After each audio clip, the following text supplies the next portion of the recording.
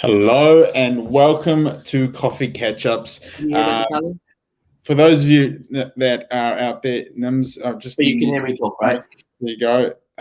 So for those of you out there, welcome to Coffee Catch-Ups on a Wednesday. Sorry, we just had Nimesh had his mic on there at the moment. We're just busy doing a little bit of setup because we've got an exciting event coming up this weekend, and we have some of our team all around the country, so we want to be making sure that everything's set up. So he's just in the background doing a few bits and pieces. But I'm really excited to be coming to you guys today. You get just me today. But I've got a whole bunch of things that I would like to talk through, in terms of a few different elements. I'd like to talk a little bit about the housing market at the moment, the growth that we've seen, and some of the things that we need to be considering as either homeowners, as investors, or even those people looking to get onto the property ladder, and things to consider as you grow into the role of an investor, or looking to achieve that financial freedom. I'm also going to be covering off a little bit more about Wealth Mentor, and also I'm going to recap on, now that we're at the end of level 4 in Auckland, I set lockdown goals. I'd like to share with you guys the progress and what has happened over that time. But before I go any further, I'd like to just reach out to all our friends, our families, our students, our clients based in Melbourne. Seen on the news that you guys did have an earthquake there, and my thoughts are with you guys. And I hope that everyone is safe and well, and everyone's families are safe and well. All right, let's get into it. So today, Auckland's out of level 4. Congratulations, Auckland. You can go and get your takeaway coffees. You can go and get your McDonald's. I mean, it's craziness. For those of you that are not aware, in Auckland, we actually had a situation last night where people went and parked their cars in the drive-thrus of both McDonald's and KFC, waiting for them to open. They parked their cars there. They jumped in tents waiting for them to open. It's craziness. That society is so hung up on takeaways, but hey, it is what it is, and it's crazy times. But for those of you that remember, I set some lockdown goals at the start of lockdown, and I'd just like to recap on a couple of them. I think it's really exciting, especially when I come back to what this coffee catch-up has been able to do, and the people that it's reached. So the first of all, I set myself a goal of exercising every day, and I'm proud that I managed to do that. It was, some days were a bit tougher, but it was awesome to go through that process. I've done a lot of running in that time. Yesterday, I set my fastest ever 5-kilometer run. I was very happy with that, and it's been quite invigorating. I think it's been very good for the mind and the clarity in order to make sure that we can achieve a lot through lockdown. And as a company, we really have, and I'll share with you guys soon some of those elements. The other elements that I had is I wanted to make it memorable for my kids, lots of memorable moments, and every day something that they remember. We've had a ball. Bike riding's been on the agenda. My daughter, who was not comfortable riding a bike beforehand, is away cruising around. She even progressed up to a bigger bike that we got her. So it was really cool to see those sort of things happen over the period. The other one was growing social media. So in terms of Wealth Mentor Facebook page, my goal was to grow it by 1,000 people. Didn't quite hit that goal, but we did grow by 160 followers on our Wealth Mentor Facebook page. So that is exceptional. And I think it's really cool to see the amount of people jumping on and watching coffee catch-ups as well. My other goal was my own Instagram. We've managed to grow that by 42 people, which was really cool to see that. Other goal was water. Been smashing it. Easy one, 2 liters of water a day. Now, the coolest one, I think, is all around the coffee catch-ups. And for you guys, I set the goal that I wanted to achieve 2 of these per week. I've gone out, I've done them every day, except for those 3 days I did work with a couple of our clients one-on-one. But we have gone out and done 22 episodes of Coffee Catch-Up. 22 episodes. I'm so happy to have so many amazing people that have joined me on 22 episodes. And I did a count this morning. I went in and had a look. I added it all up, and we have had 4,150 views so far of the coffee catch up in those 22 episodes. I'm so proud of that. And I hope you guys have enjoyed the content that we have brought to you over lockdown. And I plan on continuing them. Just working through with the team now how often we're going to be able to get this in. Obviously, we have a lot going on, and we want to ensure that we can continue to give back to this amazing community. Now, the other thing that I wanted to cover off today was the housing market, and I'll get to Wealth Mentor towards the end. And I want to jump into now what is going on in terms of the housing market and what my recommendations are for you, those of you that are either in couple positions. Either you own a home currently and you're potentially looking at investment properties, or at the same time, if you aren't in the home yet, and maybe now is that time that you want to be thinking about how we can get into a home or buy our first investment property. So let's start off by looking at something in terms of, for those of you that own a home. And I'd like to, just for the purpose of this this exercise, is go through in terms of, for those of you that own a home in New Zealand over the last year, we've seen some significant growth. And I've actually, if I can get my screen share going here, I'll show you guys the latest stats in terms of the growth that we have seen within New Zealand. Give me 1 second. Let me get this all set up and share. Awesome. There it is there. Some phenomenal numbers. You can't see on the lower thirds there, but we actually, you can if I do this, Otago down the bottom. I mean, we are seeing significant growth in New Zealand over the last year. Looking at some of those percentages, we got Auckland, we're up at 26.4%. We got Hawke's Bay, 17.6%. We're talking Taranaki, 25. I mean, staggering numbers. Canterbury is seeing a 24% growth. For me, I look at this and I look at where my portfolio is based. I've got a portfolio spread across Auckland. Obviously, 26% across the growth in Auckland has been great. Whanganui, 35.4% growth in Whanganui. And then I've also got properties through Hawke's Bay region and seeing a 17.6% growth there. When you look at that and you go, wow, that is significant growth. So for anyone that has owned a property, let's say, for example, you own a property in Auckland, your property might be worth $1 million today. Well, you probably, if you purchased that a year ago or in any around that sort of time, you probably paid around the 750, 800 mark. We're talking about a 25% growth in Auckland. So what does that mean? Because we've seen your property increase by, let's say, $250,000, just for nice round numbers. What does that mean to you? And I often hear people who aren't quite knowledgeable in the property space or aren't quite understanding the concept of equity and what you can do with equity say, I've got my property's gone up in value. I've $250,000 of equity. I mean, whoop the shit. What is that equity actually doing for you currently? What is that equity actually currently providing you? It's nothing except value in an asset that you can't actually realize, or let's rephrase it, you can realize it if you understand how. And I think that is something that we really want to take on board is, okay, now we've had a property that is, let's say, increased by $250,000. What does that $250,000 actually mean for us? I mean, we can't go down to the dairy and go, okay, great, I'm going to buy that bottle of milk and I'll grab a pie and just chuck it on my equity. And it doesn't work like that. But at the same time, we can use that equity to leverage into other properties. Keyword is leverage.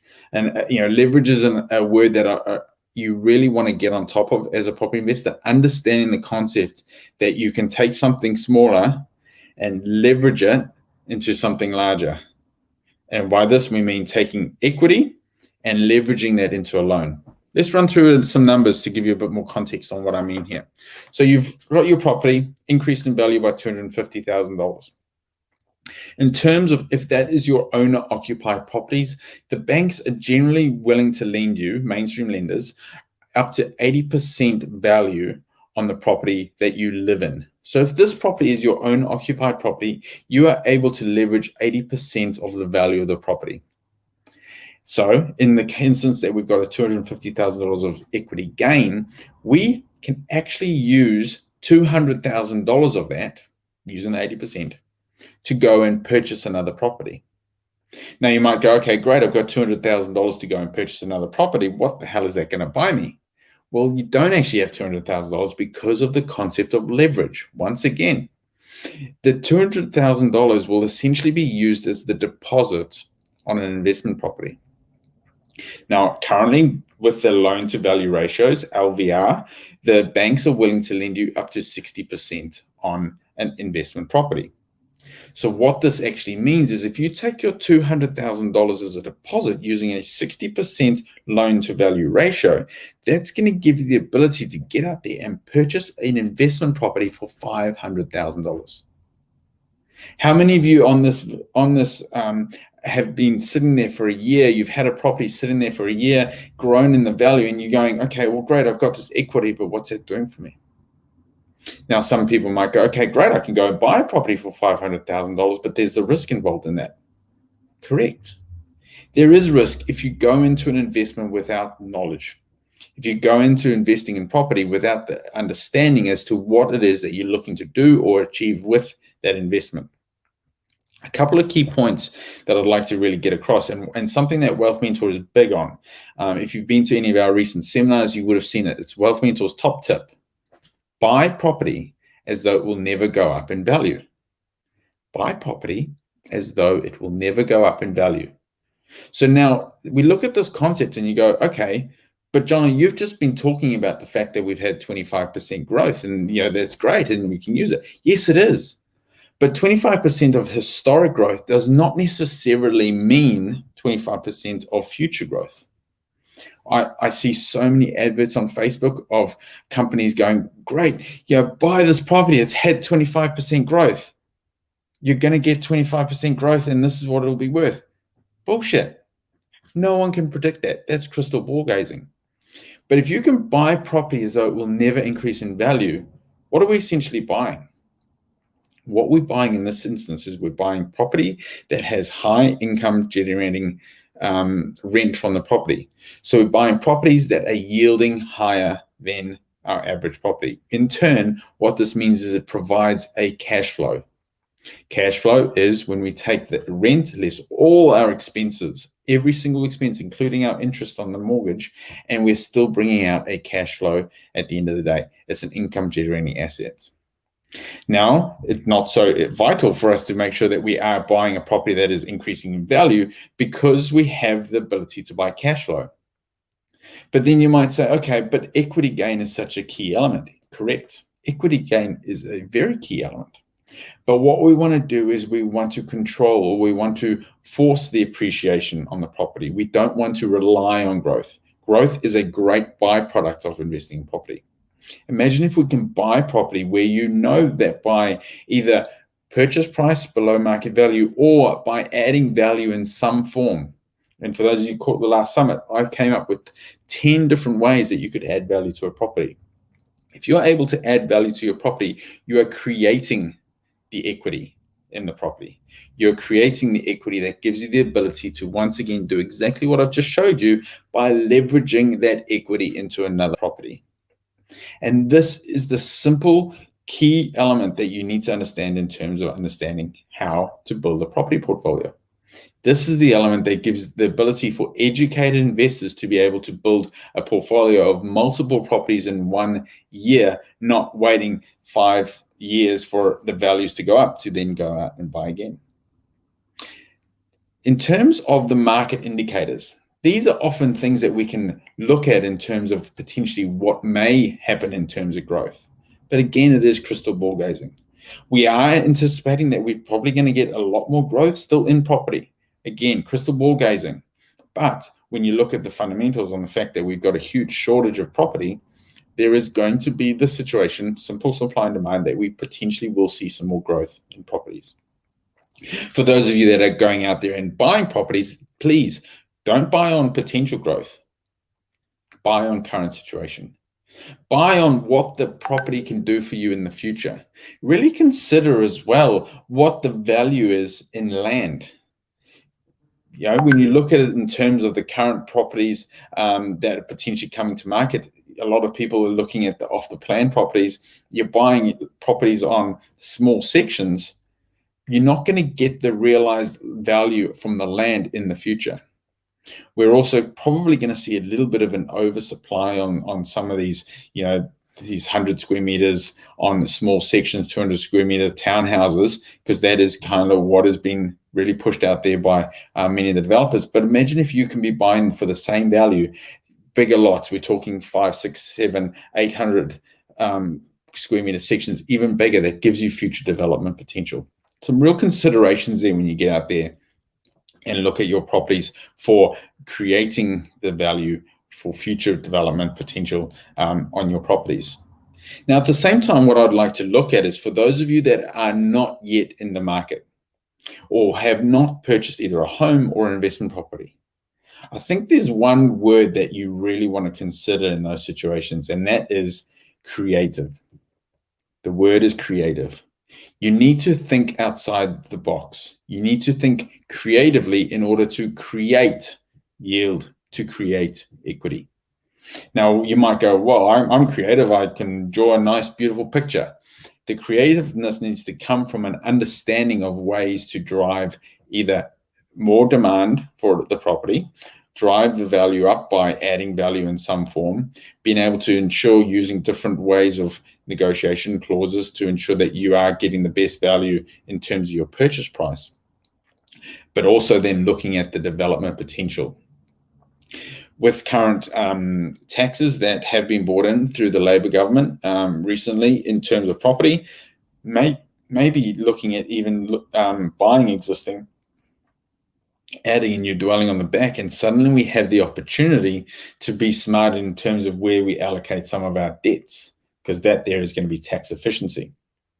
Now, I realize that I've given you guys a whole lot of different elements here, but there are some really cool, exciting concepts that when you start to understand property, you start to be able to create a better portfolio for yourself and wealth for yourself. I was so into it, I let my coffee go cold. So in terms of being creative, always look at what the potential is. Don't go into any transaction just going on what the current situation of the property is. What can you do? What can you create? I think it's important that you really get an understanding of the different ways that you can add value. Make sure you educate yourself. Make sure you continually grow as an individual to understand the different elements. We are all continually growing. I surround myself with people who are knowledgeable in different elements. I get to speak to these people. Today I was on the phone with Paul Southey for half an hour, and we're talking about different things that are growing as individuals for both of us. Again, having conversations with like-minded, educated people, surrounding yourself with it is important. There's a phrase that I absolutely love. Your network is your net worth. Really consider that. Consider who you spend your time with and who it is that you're aspiring to get out there and become just like. I've got one more little quote for you. And this is something that I've come up with recently, probably in the last sort of 4 or 5 months. Don't buy off the plan, but have a plan. Buying off the plan might be ideal for your situation.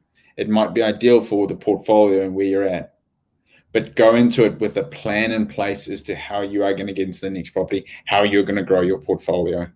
Don't buy just narrow-minded looking at the next transaction. Look at how you're going to build a portfolio to achieve your financial goals, to achieve what you deserve in financial freedom and financial security. Don't buy the plan. Make sure that you create a plan.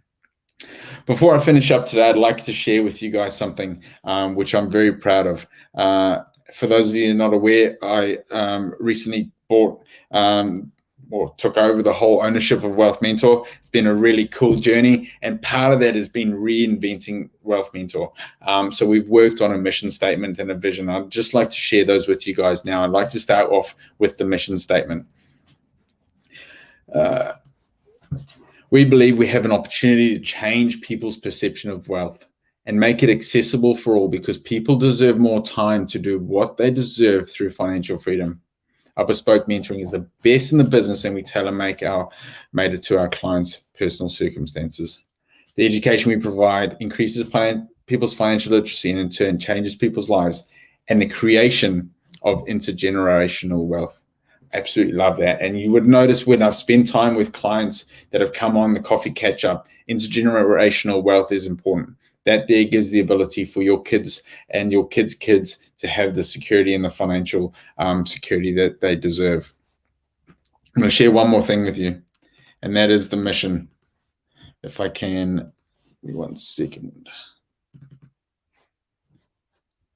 All right.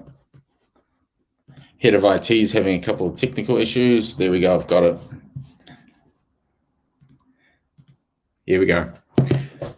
Our vision at Wealth Mentor is we teach real strategies that work in property, business, and shares, and in yourself. We provide our students with the tools and mindset to achieve their goals and ultimately financial freedom.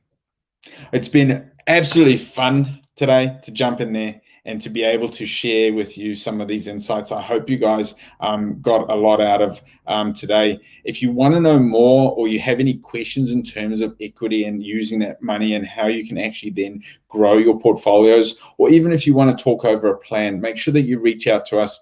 Flick us an email. office@wealthmentor.co.nz is the email address. I can actually bring that across for you guys. There we go. office@wealthmentor.co.nz. Please email us. Let's book in a call with either myself or one of the team, and we can talk to you about how it is that you create a plan. No obligation whatsoever. It'd be awesome to jump in and have a chat to you guys. As I said, it's been really cool to see the amazing amount. I'm going to reiterate again, we've had 4,150 views of Coffee Catch Up. It has been really cool, and I hope that you guys have got a lot out of it.